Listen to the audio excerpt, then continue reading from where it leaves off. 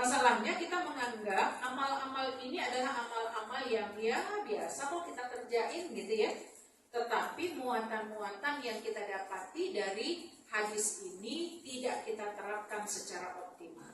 Ya, makanya coba kita lihat kriterianya seperti apakah seorang perempuan yang ketika dia bisa masuk dalam pintu surga, ke dalam pintu surga itu dari mana saja yang dia kehendaki.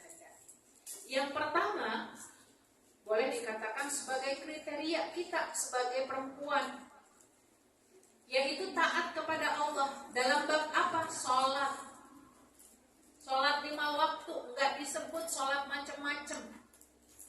Kenapa? Karena sholat 5 waktu ini adalah amalan yang pertama kali diwajibkan dan amalan yang pertama kali juga akan dihisab oleh Allah. Sehingga sholat itu merupakan bentuk apa? Ketaatan kita kepada Allah yang paling murni, menunjukkan kelayakan kita masuk atau tidaknya ke dalam surga. Padahal pada saat sholat bisa jadi pikiran kita nerawang sampai-sampai lupa nih rakaat berapa ya. Terus kemudian karena memang banyak kerjaan, dalam satu harian itu bacanya ulhu aja biar cepat. Ya. Artinya apa? Hafidhu 'ala sholawati was sholatil wusta wa qumu lillahi qanitin. Peliharalah semua sholat fardu, ya. Hafidhu 'ala sholawati. Sholat fardu. Ini perintah. Konteksnya adalah baik laki-laki maupun perempuan masuk di sini. Apalagi telah ditetapkan dalam hadis yang tadi saya sebutkan. Masuk surga perempuan itu kalau apa? Menjaga sholat-sholat. Yang disebut menjaga sholat 5 waktunya, 1, mengawalinya dengan baik. Kenapa mengawalinya dengan baik? Karena niat itu sangat tergantung dari awal dan akhirnya.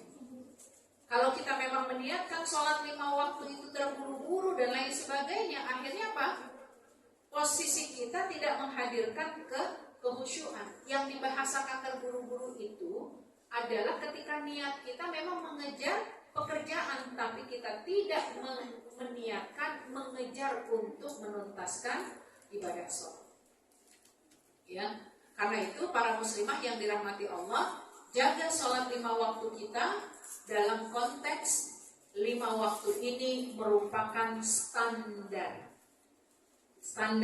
Kalau buat kita ini adalah standar. Kenapa standar? Karena kalau untuk puasa, sholat sunnah itu adalah sesuatu yang nilainya sebagai tambahan. Bukan berarti kita menyepelekan yang tambahan, tapi ini akan mendatangkan sesuatu yang sangat berat buat kita kalau kita nggak komitmen untuk yang 5 waktu. Kenapa? Karena 5 waktu itu udah tertentu. Sementara kalau sholat sunnah itu adalah sholat-sholat yang sesuai dengan apa yang kita mau. Tapi kalau sholat wajib itu bukan sesuai apa yang kita mau. Kita mau sholat duha, ya boleh kalau mau kerjain. Nggak dikerjain juga nggak apa-apa, gitu kan? Prinsipnya berpahala atau tidak berpahala. Ketika nggak kerjain ya nggak dapat dosa juga, kecuali kalau kita nanti memahami kaidah fikih. Ya, sesuatu yang hukumnya sunnah muakkadah itu menunjukkan sesuatu yang wajib di bawah hal yang wajib. Jadi dia prinsipnya adalah sunnah muakkadah, sunnah yang mendekati wajib. Kalau kita nggak punya halangan apa-apa, bisa juga menjadikan sebab berdosa. Tapi beda dosanya, bukan dosa besar sebagaimana kita meninggalkan yang wajib itu. Nah, berarti saat kita berada dalam hadis yang disebutkan oleh Abdurrahman bin Auf tadi, perempuan itu bisa masuk surga dari pintu mana saja yang dia kehendaki. Salah satunya adalah saat dia menjaga sholat 5 waktunya. Yang dijaga apa sih? Ketepatan waktunya. Yuk, habis ini langsung sholat. Gak ada lagi embel-embel. Kenapa? Karena kita mengawali sholat di awal waktu. Kemudian apa yang disebut menjaga sholat itu memperhatikan syarat sah dan syarat wajibnya. Ya, rukun-rukun sholatnya itu diperhatikan, sunnah-sunnah sholat itu diperhatikan. Jadi bukan sekedar kita ruku sujud saja, tetapi memperhatikan bagaimana tumakninah di dalam gerakan-gerakan kita itu masuk dalam perkara menjaga sholat 5 waktu. Banyak perempuan-perempuan yang sholat 5 waktunya nggak tinggal, tapi maksiatnya tetap jalan. Nah, ini berarti bermasalah. Penjagaan di dalam sholatnya tidak masuk dalam hitungan ini. Karena yang dimaksud penjagaan sholat 5 waktu itu tadi saya sebutkan, ya selain dia menjaga waktu, ya, dan dia juga menjaga rukun adab sunnahnya di dalam pengerjaan sholat tersebut. Kemudian yang kedua itu adalah berpuasa di bulan Ramadan sesuai hadis yang tadi kita bacakan. Ya, di hadisnya tadi bahwa Rasulullah SAW menyebutkan ada perempuan-perempuan yang bisa masuk ke dalam surga pada prinsipnya yang pertama sholat 5 waktu, yang kedua adalah puasa di bulan Ramadan. Kenapa kok disebutnya hanya puasa bulan Ramadan? Kita lihat bahwa ini menunjukkan nilai-nilai yang wajib. Nggak disebut puasa sunnah. Kalau ada yang wajib ini disepelekan, ada yang wajib ini dilalaikan, berarti dia belum bisa mendapatkan haknya untuk masuk ke dalam surga sesuai dengan apa yang dia inginkan. Ya. Ya ayyuhalladzina amanu kutiba alaikumusiyam kama kutiba alal ladzina min qablikum la'allakum tattaqun, untuk menunjukkan kepada kita seruannya hanya bisa dilakukan oleh perempuan-perempuan beriman, laki-laki beriman, untuk bisa mendapatkan gelar bertakwa. Karena itulah pada saat kita berada di bulan Ramadan banyak hal yang harus kita jaga. Ya, kan bukan cuma puasanya doang. Ngomongnya, tingkah lakunya, pikirannya, ibadahnya, itu semua adalah include. Ada orang puasa, alhamdulillah perempuan-perempuan itu puasa, pokoknya solehah banget deh, tapi nggak sholat. Gitu. Dan itu banyak terjadi di masyarakat kita. Dia puasa, tapi apa? Ada hal-hal banyak yang melanggar hukum. Ya. Dalam konteks berdusta, dalam konteks berribah, dan lain sebagainya. Sehingga apa yang dia lakukan dalam hal kewajiban itu belum bisa dikatakan sempurna kebaikannya sampai dia mengikuti aturan yang telah ditetapkan oleh Allah. Baik, kemudian kita lihat yang ketiga, ya, itu yang kedua cirinya atau kriteria apa yang bisa membuat kita mudah masuk ke sana. Yang ketiga adalah menjauhi zina. Ya, kenapa dikatakan menjauhi zina? Karena ngedeketin aja nggak boleh. Ya, ngedeketin nggak boleh, berarti memang kita harus jauh-jauh. Bermusuhan sama ini perkara. Bermusuhan dengan perkara ini menjadi sesuatu yang diwajibkan, gitu ya. Bukan sesuatu yang dibolehkan atau disunahkan, tetapi diwajibkan untuk menjauhi perkara ini. Kenapa? Wala taqrabuz zina innahu kana fahisyatan wa sa'a sabila.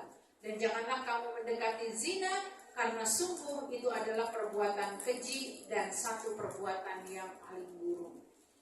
Ya, maka kalau kita mempelajari bab ini, tentu yang kena efek negatif ketika perzinahan itu dilakukan adalah mayoritasnya perempuan. Ya, ini ada kasus beberapa waktu yang lalu di satu wilayah, anak perempuan dia berada dalam posisi yang tidak menyenangkan karena ditemukan diperkosa oleh wallahu alam yang disebut penjahat, begitu ya, sudah diperkosa, dimutilasi. Dan dia siapa? Itu anak SMA, gitu. Anak SMA yang dilalahnya urusannya dengan dia menggunakan jilbab, jadi identiknya pasti dia muslimah kan, gitu ya. Karena ketemunya dalam posisi dia berkerudung. Tapi kenyataannya dilihat saking dalam kondisi seperti ini akhirnya dibuat penelitian gitu ya, diteliti ya.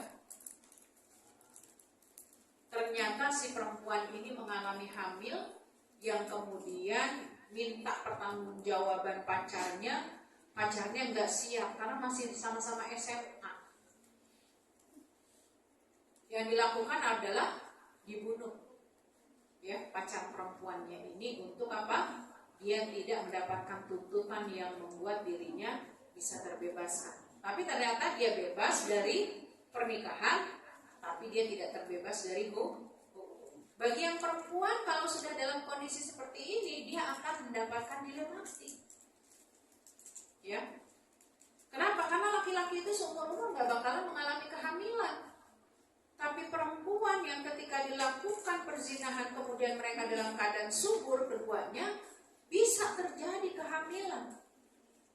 Sampailah kehamilan itu digugurkan, maka mereka pun mendapatkan dosa yang kedua. Dosa besar yang kedua ini karena menggugurkan kandungan. Dan akhirnya apa? Dampak dari melakukan dosa besar ini muncul dosa-dosa yang lain. Ya, beberapa waktu lalu juga kami mendapatkan pengaduan. Ada seorang anak, ya, ini usianya sangat muda-muda. Di usia kalau nggak salah 16 atau 17 tahun, berarti kan masih sekolah ya. Di usia 16 atau 17 tahun, walaupun di kampung gitu, di desa, namun ketika dia melahirkan ya, dia langsung membuangnya ke sungai, membuangnya ke rawa-rawa. Jadi apa yang dilakukan hanya sekedar apa? Kesenangan, melakukan zina, hubungan badan layaknya suami istri itu hanya untuk senang-senang, tapi mereka nggak siap menanggung resikonya. Di dunia aja dia nggak bisa nanggung resikonya, nggak siap nanggung resikonya, apalagi di akhirat. Ya, jadi kenapa seorang perempuan yang mampu menjaga kemaluannya, menjaga harga dirinya itu bisa masuk ke dalam surga tanpa hisab? Karena sungguh wanita-wanita ini bisa menjaga kesuciannya bukan karena dirinya, tapi karena takut di hadapan Allah. Nah, inilah yang harus kita respon. Kayak kita belilah belanja. Kalau obralan dengan yang ada di etalase kira-kira mahalan mana? Walaupun barangnya sama ya, barangnya sama. Tapi kalau dia sudah ada di etalase, itu pasti harganya berbeda. Maka perempuan-perempuan yang menjaga kehormatannya, perempuan-perempuan yang mencoba menjaga dirinya, gitu ya, dengan menjaga kesuciannya, ini adalah satu kelompok yang insya Allah akan dilindungi oleh Allah untuk masuk ke dalam surga. Walaupun berat, apalagi dengan kondisi sekarang ini. Saya nggak yakin di antara kita itu nggak pernah melihat sama sekali di dalam gadget kita itu sesuatu hal yang berbau pornografi. Lawang kadang-kadang buka aja itu tayangannya udah sembriwing, ya nggak? Baru dibuka. Misalnya kita lagi, anak saya lah yang sering kali, Umi aja deh yang bukain, aku takut banget katanya gitu. Itu anak SD waktu itu, apalagi masa zaman COVID kan, otomatis seringnya bermain dengan gadget. Akhirnya dampaknya sampai sekarang tuh. Anak-anak bagaimana dengan gadget tuh nggak bisa tinggal. Ya, tapi memang kita lihat sendiri bahwa begitu buka link-link yang memang entahlah menjadi tugas atau apapun gitu, itu pasti ada yang seliweran. Perempuan yang cuma pakai bra doang, perempuan yang seksinya minta ampun, ya macam-macam. Pandangan-pandangan seperti itulah yang akhirnya jika tidak kita mohonkan ampun kepada Allah akan membawa kita apa? Terbiasa melihat hal-hal itu. Ini termasuk zina mata. Kan zina itu bertingkat-tingkat. Bermulanya dari mana? Mata. Ya. Bermulanya dari mata. Dari mata itu ada istilah turun ke hati. Ketika hati sudah bermain, ada zina yang lain, yaitu zina tangan dan zina kaki. Sampai pada peringkat yang paling tinggi itu adalah zina kemaluan, yang paling menentukan efek dari zina-zina yang sudah terampung. Hanya hati-hati bagi kita dalam penjagaan kesucian kita. Ingatlah bahwa apa yang kita kerjakan orang tua nanti akan menanggung akibatnya dari pembinaan, pendidikan, pengawasan yang mereka sudah curahkan kepada kita. Tapi kalau orang tua memberikan nilai-nilai kepada anak-anak, kemudian anak-anaknya yang melakukan kemudorotan itu, maka wala waziratun wizra ukhra. Enggak ada orang tua itu menanggung dosa terhadap apa yang dikerjakan anak. Tapi kalau orang tua tidak memberikan supporting untuk masalah pengingatan ini, maka siap-siap orang tua pun akan mendapatkan hisab. Jadi kalau kita mau melakukan sesuatu, termasuk dalam urusan ini, ingat orang tua kita juga akan mendapatkan pertanggungjawaban dari apa yang kita lakukan. Dan ini miris banget, gitu. Ya. Kemudian yang keempat adalah taat kepada suami. Wanita ketika ingin masuk ke dalam surga, apalagi tanpa hisab, bagi kita yang sudah berkeluarga, kita pasti punya pasangan. Dan pasangan yang harus dipilih adalah pasangan yang sah, kan gitu ya. Dalam Islam pasangan yang sah adalah laki-laki dengan perempuan, kan gitu. Jadi kalau ada istilah pasangan suami istri, laki-laki dengan laki-laki, perempuan dengan perempuan, jelas itu dosa besar. Yang dimaksud taat kepada suami adalah ketika si perempuan ini memiliki seorang laki-laki, ya, memiliki seorang suami yang kapasitasnya sebagai laki-laki, dan laki-laki ini adalah laki-laki yang sah dia nikahi. Kenapa? Karena kalau bicara kayak begini itu harus jelas. Ya, kaum gender itu akan membuat pernyataan-pernyataan yang melingkar untuk memberikan pesan bahwa suami istri itu nggak mesti terikat dengan pernikahan. Makanya muncul kumpul kebo, ya, kebo aja itu sudah tahu kubangannya di mana gitu ya. Nah, tapi kalau perempuan dan laki-laki yang memang dia tidak menikah kemudian sampai punya anak, dan ini banyak banget diberitakan kaum para selebritas gitu ya, public figure yang nyantai-nyantai aja mereka kehidupan tanpa ada ikatan perkawinan. Nah, dalam Islam tetap ini nggak bisa dianggap biasa, tapi ini menjadi satu hal yang dosa besar. Nah, menyangkut hal ini, maka kita lihat taat kepada suami yang sah itu menjadi salah satu penyebab kita masuk ke dalam surga. Ya, saya pernah cerita, mungkin nggak tahu yang nggak ingat di sini pernah apa enggak ya, tapi saya cerita sedikit. Ada satu masa di zaman Rasulullah, seorang suami istri, si suami ini akan meninggalkan istrinya untuk apa? Untuk berdagang. Jadi berdagang di Indonesia dengan di Arab, apalagi di masa dulu itu berbeda. Ya, kalau kita mau kerja aja kan sehari pulang gitu ya. Tapi kalau di sana kalau sudah pamit berdagang, itu artinya istri siap ditinggalkan kurang lebih 2 bulan. Kenapa? Karena perjalanan berdagangnya bukan di wilayahnya, tapi ke negara lain. Ke negara lain itu perjalanannya naik unta, jangan dikira naik pesawat, gitu. Perjalanannya itu bisa membutuhkan sebulanan lebih, gitu. Maka mereka berdagang, izin si suami ini kepada istri, tapi syaratnya adalah istri ketika dia tinggalkan nggak boleh keluar rumah, gitu. Dek, aku mau keluar rumah, dia berdagang. Oke, disiapin semuanya. Kalau kita mah seneng banget, apalagi kalau ATM-nya ditinggalin ya. Nah, si suami ini udah ninggalin, benar-benar ninggalin apa? Ninggalin sesuatu yang memang dibutuhkan si istri sehingga dia nggak perlu keluar rumah. Karena kan biasanya yang dibutuhkan apa? Makan, ya. Maka disiapkan, nggak kayak kita modelnya ribet, ada A, B, C, D gitu. Mereka tuh butuhnya gandum, ya. Mereka tuh giling gandumnya sendiri untuk dibuatkan roti. Kalau kita sekarang juga bahasanya kayak roti canai dan lain sebagainya. Mereka tuh piawai banget tuh. Jadi hal-hal ini, dan zaman dulu tuh gak ada yang namanya kulkas gitu ya, bisa bertahan bla bla. Mereka ngerjain sendiri setiap hari.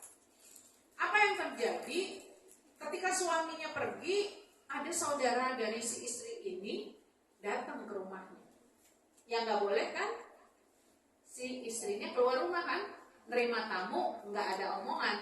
Maka datang saudaranya ini memberitakan bahwa orang tuanya sakit. Orang tua si istri ini sakit. Kemudian dia katakan, demi Allah, aku nggak bisa keluar karena suamiku sudah ngomong, aku nggak boleh keluar rumah. Pulanglah saudaranya, dan dia paham dengan hukum ini. Nggak kayak kita, biasanya orang ketiga tuh jadi provokator. Ya enggak? Udah, lo gila sampai emak lo sendiri juga sakit, laki lo juga ntar ngerti gitu ya. Nah, ini provokator yang harus kita hindari nih, supaya kita bisa ngerem mana yang hakikatnya kita bisa mendapatkan kebaikan atau tidak. Ternyata datang setelah berapa waktu kemudian, datang kedua kalinya, ngabarin kalau meninggal. Kebayang gak sih anak mana yang gak sedih, orang tuanya bisa banget gitu, didatengin, tapi dia memang sudah janji kepada suaminya. Kalau sekarang kan gampang banget, bisa lewat WA, yang mama sakit, aku kesana ya gitu. Padahal mah belum omongan aku kesana, padahal kita udah di sono. Sifatnya pemberitahuan doang gitu ya. Tapi kita bilangnya aku kesana ya, padahal udah di rumah mamanya gitu. Gitu. Ya, yang ngibul-ngibul model ini juga banyak dilakukan gitu ya oleh para perempuan gitu. Nah, akhirnya si perempuan ini menyatakan demi Allah gitu ya, semoga Allah mengampuni dosa. Kenapa nggak bisa dia mendatengin orang tuanya yang jelas-jelas wafat? Singkat cerita, 2 bulan udah berakhir. Apa yang terjadi? Si perempuan ini ketika suaminya pulang, dia layani dengan baik, kemudian dia sampaikan berita kematian orang tuanya. Maka si suami yang baik, dia nggak menunggu lagi, dia bawa dirinya dan istrinya menghadap Rasulullah. Ini masih zaman di masa Rasulullah, sehingga dia bisa bertanya kepada Rasulullah secara langsung. Apa yang ditanya? Ya Rasulullah, sungguh istriku punya orang tua. Ketika aku berdagang, aku melarangnya keluar sampai orang tuanya meninggal, dia tidak mendatanginya. Si suami ini bertanya, durhakakah istriku kepada orang tuanya? Ini karena punya kekhawatiran. Suami yang baik betul-betul mengharapkan bahwa istri yang dia bawa dari keluarga istrinya itu harus menjadikan istrinya berbakti juga kepada orang tuanya, gitu. Makanya dia tanya kepada Rasulullah, ya Rasulullah, berdosakah istriku? Gitu. Apa jawab Rasulullah? Perhatikan. Rasulullah menjawab dengan senyum. Ketahuilah sebab taat istrimu kepadamu, saat ini orang tua istrimu sudah berada dalam surga. Jadi, perhatikan, ketaatan kita kepada suami itu bukan hanya mendatangkan kebaikan buat kita secara pribadi. Ini kan babnya, perempuan itu bisa masuk surga dari pintu mana saja yang dia inginkan kalau dia taat sama suami, gitu ya. Nggak ada diikut sertakan orang tua dan lain sebagainya. Tapi kalau kita bahas dalam hadis yang lain, ternyata ketaatan seorang istri kepada suami bukan hanya dia yang dapat kebaikan dunia akhirat, tapi orang tua dari si istri ini bisa mendapatkan kebaikan. Kebaikannya bahkan didoakan oleh Rasulullah dalam surga. Dan Rasulullah sudah meyakini si perempuan ini, sebab ketaatan istrimu kepadamu, hari ini orang tua istrimu sudah berada dalam surga. Insyaallah. Jadi para muslimah yang dirahmati Allah, taat kepada suami itu enak ngomongnya, dilakuinnya perlu pengorbanan. Benar nggak? Makanya dia mendapatkan pahala yang besar. Sehingga kita diminta untuk milih mana, surga mana. Pasti kita akan memilih surga yang paling baik. Sebagaimana kalau kita diminta, ayo belanja, mau di Indomaret, di Alfamaret, apa di Sogo, pokoknya semua dibayarin. Kita pasti milih Sogo, ya enggak? Kenapa? Karena pasti barang-barangnya branded dan lain sebagainya gitu ya. Karena kita milih yang terbaik. Padahal kalau dunia yang terbaik menurut kita belum tentu baik di hadapan Allah. Tapi kalau sudah masuk ke dalam surga, nggak ada lagi tempat yang terbaik. Jadi itu ya, para akhwati fillah.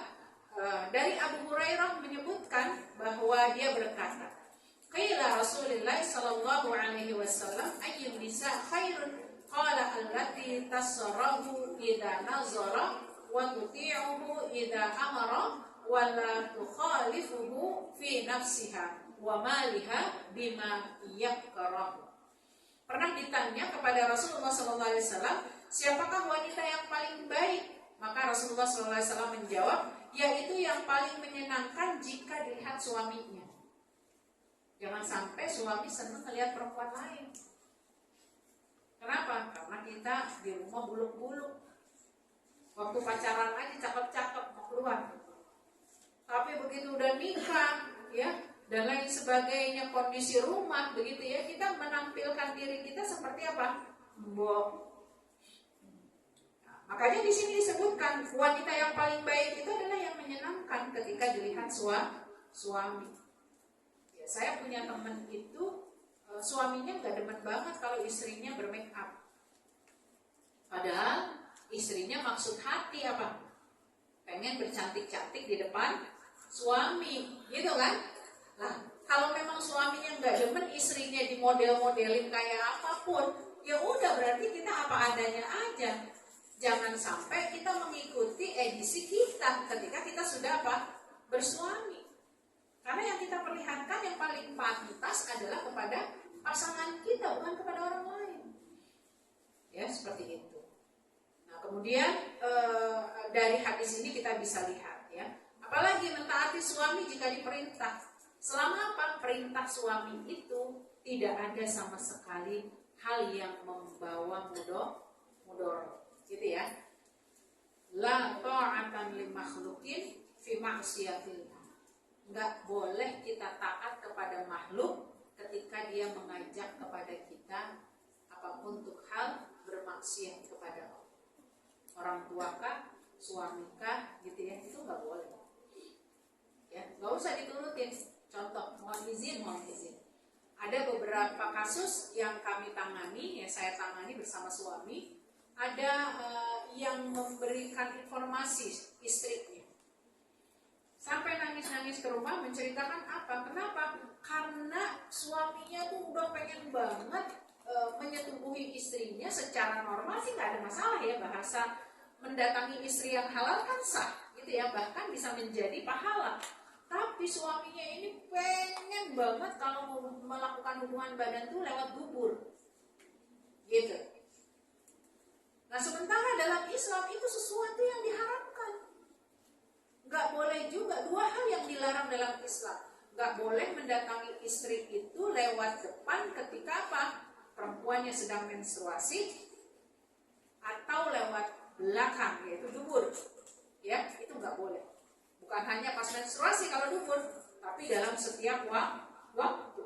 Tapi kalau perempuan dalam kondisi normal, saat dia tidak haid gitu ya, kan bagian depannya vagina itu memang digunakan untuk melakukan hubungan seksual.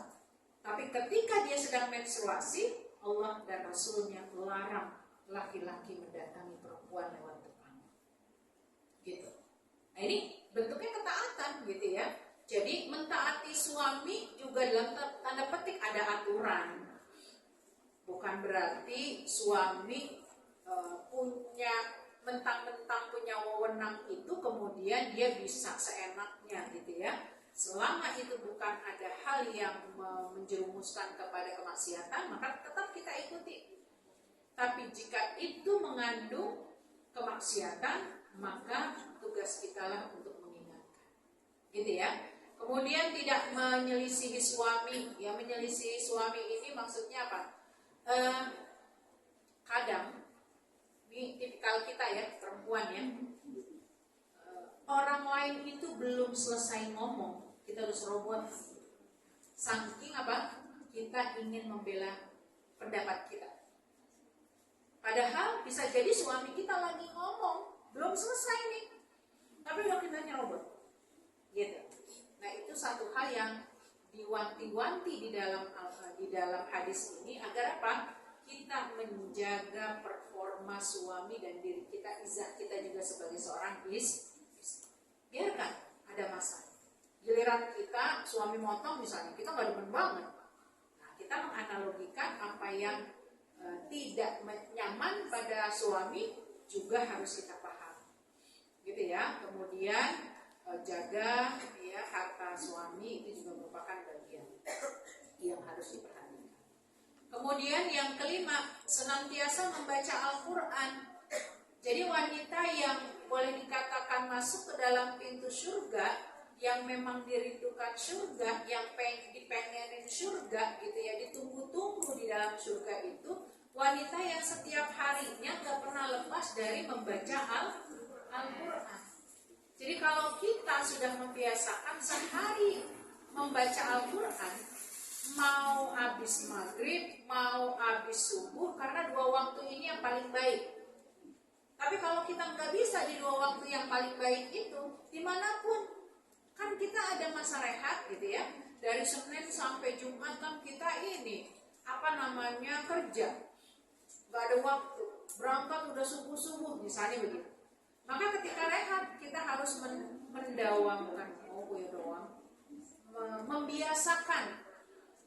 membiasakan untuk mengambil waktu. Saya pokoknya harus baca 10, saya harus baca 15 menit dalam kondisi apapun. Maka apa kata Rasulullah SAW? Surga merindukan 4 golongan. Ini kaitannya untuk semua, termasuk perempuan. Siapa dia? Orang yang membaca Al-Quran, menjaga lisan, memberi makan orang lapar, dan puasa di bulan Ramadan. Jadi para muslimah yang dirahmati Allah, gak peduli dalam kondisi apapun, Al-Quran gak boleh kita tinggalin. Mau sehari cuma bisa 1 halaman, monggo. Mau sehari bisanya cuma setengah halaman, monggo. Walaupun kita belum mendapatkan kriteria terbaik. Karena yang paling terbaik itu adalah minimal kita bisa khatam 1 bulan 1 kali. Yang itu artinya 1 hari 1 juz. Jika kita belum bisa capaian itu, maka jangan ada kaidahnya begini. Ketika kamu tidak bisa menjalankan semuanya, bukan berarti kamu harus meninggalkan semuanya. Kita nggak bisa 1 juz, kita nggak bisa setengah juz, tapi kita bisa alhamdulillah 1 halaman. Kerjain, gitu ya. Karena Allah Subhanahu wa Ta'ala akan melihat bagaimana dedikasi kita untuk mendekatkan diri kepada Al-Quran. Jadi memang untuk bicara tentang Al-Quran, sholat, ini bicaranya Allah mempaksakan.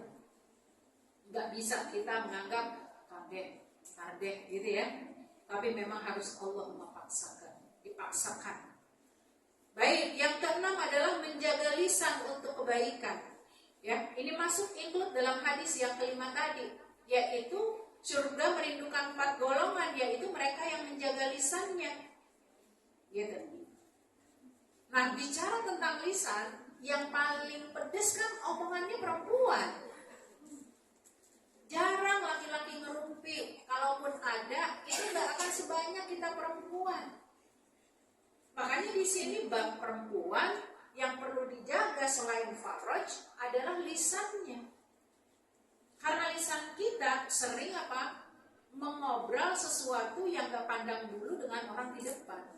Kalau orang Betawi bilang, lo nyablak, yang sakit hati orang di depan, gitu.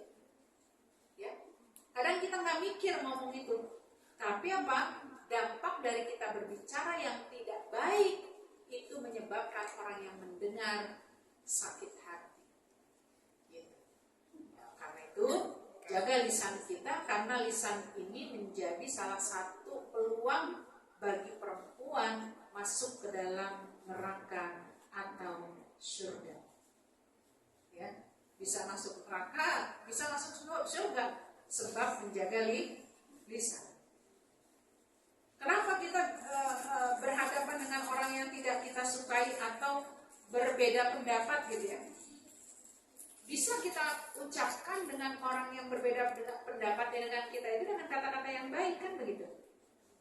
Tidak mesti dengan kata-kata yang membuat kita didengar oleh orang tidak sopan, tidak beretika, gitu ya, tidak punya ilmu dan lain sebagainya.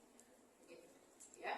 Ini upaya kita untuk bisa mendapatkan surga di sisi Allah Subhanahu. Yang ketujuh adalah wanita yang sabar. Nah, sabar ini ada tingkatannya atau enggak? Kalau edisi kita enggak ada tingkatannya. Kenapa? Karena kita sendiri enggak ngerti sabar itu sampai ada batas mana gitu. Sehingga Allah Subhanahu wa taala menyebutkan innama yuwaffas sabiruna ajrahum bighairi hisab. Allah akan memberikan pahala buat mereka yang bersabar, pahala yang gak ada batas. Berarti kita perlu mengedukasi kesabaran kita juga tanpa batas. Cuma kadang-kadang kita yang membatasi diri. Kesabaran gue udah habis, gak bisa kalau kayak begini. Nah, saat itulah karena terbatas kita membatasi kesabaran kita. Saat itu pula lah Allah akan memberikan pahala dengan keterbatasan. Nah, sementara wanita yang sabar, mereka adalah orang-orang yang dikasih oleh Allah pahala yang tidak terbatas tadi. Makanya di surat Al-Ahzab ayat 35 ini adalah kategori wanita-wanita penghuni surga sebenarnya. Ya, bukan cuma sabar. Tapi apa? Orang yang beriman, orang yang bertakwa kepada Allah, orang yang sabar, orang yang khusyuk, gitu ya. Ini adalah penghuni-penghuni surga. Ya, maka wanita yang sabar itu disebutkan di dalam ayat ini, was-sabirina was-sabirat. Ya, bahwa a'addallahu lahum maghfiratan wa ajran azim. Ya, Allah telah menyediakan untuk mereka ampunan dan pahala yang besar. Ini semua ulama sepakat maksudnya adalah surga. Jadi para muslimah yang dirahmati Allah, yuk upayakan kita untuk bisa menjaga kualitas kesabaran kita. Ya, minimal jangan menurun, tapi ngejaga gitu ya. Kalau kita udah semakin baik, bertambah ilmunya, bertambah amal solehnya, pastilah kita harus menjadi seorang muslimah yang bertambah baik kesabarannya. Ya kan? Karena dia bertambah baik kesabarannya, pasti pula pahalanya akan meningkat sesuai dengan apa yang sudah diupayakan. Gitu, ya. Jadi wanita yang sabar ini telah diberikan juga oleh Allah dalam konteks surga, di mana dia bisa menjalani kesabaran itu dengan optimal. Yang kedelapan, menolong orang yang membutuhkan. Ya, kenapa orang yang membutuhkan? Karena di dalam ayatnya, di dalam hadisnya, hadisnya nggak dimasukin ya. Ada salah satu hadisnya. Barang siapa yang membantu saudaranya di dunia, maka dia akan mendapatkan kemudahan nanti di akhirat. Dalam hadis ini juga disebutkan salah satu yang membutuhkan adalah orang yang menghadapi kelaparan. Gitu ya. Kalau di Ramadan nggak nunggu orang lapar kan, kita ngasih orang berbuka gitu, karena memang semua lagi lapar gitu. Tapi kalau secara keumuman, makanya merebak di masyarakat gitu ya, ada istilah Jumat berkah. Ya, berbagi di waktu Jumat gitu ya, ngasih makanan dalam bentuk air kah, dalam bentuk snack kah, dalam bentuk nasi kah. Itu banyak orang berlomba-lomba ketika di hari Jumat. Ya. Ini sebagai motivasi buat kita agar apa?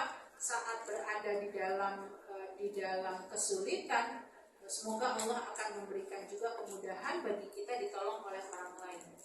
Gitu ya.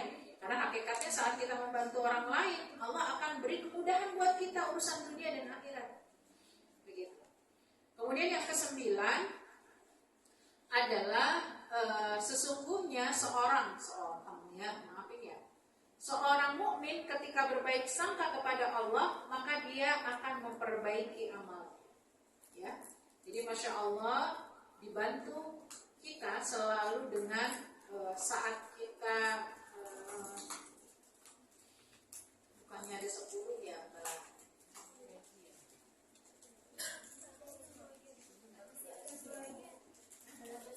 oh iya, oh iya betul, karena itu ya. Ya, yang ke-9 ini adalah berbaik sangka kepada Allah.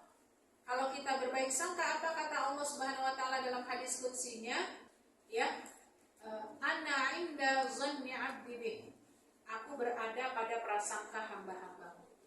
Jadi selama dari tanggal 30 sampai nanti tanggal 3 November, kami Salimah itu menjadi partnernya Bank Indonesia, itu kerjasama dan mengadakan kegiatan-kegiatan di ISEF, ya, di JCC sekarang ya, di JCC Senayan, berkaitan dengan masalah literasi keuangan syariah. Jadi semua ada pameran dan lain sebagainya, itu banyak banget agenda-agenda di JCC itu. Nah, salah satu yang BI undang itu adalah UMKM yang menjadi UKM tentu ya, berhasil seperti Dian Pelangi, kemudian Jilbab Ibu Rini namanya ya, Ibu ini apa Ibu Dewi ya Pak, yang memiliki brand Elzata gitu ya, beliau tuh bicara. Ada satu lagi itu anak muda, ya masih muda umurnya, tahun lulusan lahiran tahun 95, tapi masya Allah tabarakallah, dia itu adalah pengusaha gula tebu ya, gula aren apa ya, saya lupa ya. Nah ini dikelola dan sampai akhirnya ke berbagai mancanegara. Yang menarik buat saya secara pribadi adalah dia selalu menggantungkan segala sesuatunya kepada Allah. Satu niat kebaikan dia untuk membantu masyarakat di kampungnya yang betul-betul dirasa tertinggal. Jadi dia ngambil S1, ngambil S2, itu posisinya apa? Di wilayah yang di sana itu nggak pernah ditemui ada orang yang punya pendidikan baik, gitu. Sehingga dia melihat peluang-peluang yang ada itu, dia bergantung kepada Allah. Dia katakan, saya ingin memperbaiki kampung saya. Jadi ternyata Allah Allah kabul terus dengan usaha-usaha yang dia lakukan, dan sekarang pekerjanya itu sudah sampai ratusan orang. Ya, pekerjanya membantu tenaga-tenaga kerja yang ada di kampungnya. Karena selama ini katanya, dia katakan bahwa perempuan-perempuan itu harus ke kota gitu. Padahal nyampe ke rumah paling cuma dapat 15.000, kerjanya seharian ke kota itu. Jadi masya Allah ya, kalau niat kita baik, prasangka baik kita kepada Allah itu kita kencangkan, pasti takdir yang akan Allah berikan juga adalah yang terbaik. Ya, kita husnuzon terus kepada Allah. Gitu. Kemudian yang terakhir adalah berbakti kepada orang tua. Ya, jadi peran kita sebagai perempuan, ingat, bakti kita kepada orang tua sama dengan bakti kita kepada ibu, bapak, mertua, karena mereka adalah orang tua kita. Kenapa? Karena nanti tolong dilihat deh, kayaknya dalil-dalilnya yang nomor 10 ini sama ini yang menolong orang itu enggak, ini kayaknya dalil ya, nanti dilihat ya, mau dilihat. Jadi kalau di dalam hadisnya disebutkan ridho Allah berada pada ridho orang tua. Jadi kalau Allah sudah ridho, itu artinya apa? Pasti baik buat kita. Orang yang masuk surga itu kan karena ridho Allah, benar nggak? Kalau Allah nggak ridho, itu nggak bakalan kita masuk ke dalam surganya Allah, sekalipun kita punya amalan yang segunung kebaikannya. Tapi kalau Allah nggak ridho, maka tidak akan memungkinkan seseorang itu masuk ke dalam surga. Tapi ridho Allah itu dikaitkan dengan ridho orang tua. Bayangkan, la haula wala quwata illa billah. Ya, ridho Allah itu sangat tergantung dengan ridho orang tua. Maka sepintar apapun, sekaya apapun kita para muslimah, kalau kita tidak berbakti, tidak punya adab kepada orang tua kita, jangan pernah berharap untuk bisa masuk ke dalam surga. Itulah mudah-mudahan 10 poin yang bisa saya sampaikan pada hari ini. Ketika surga merindukan kita para muslimah, yang mudah-mudahan menjadi ijabah di yaumil Jum'ah, di waktu yang sangat baik, dan di waktu di mana doa-doa dan harapan kita insya Allah dikabul oleh Allah Subhanahu wa Ta'ala. Assalamualaikum warahmatullahi wabarakatuh.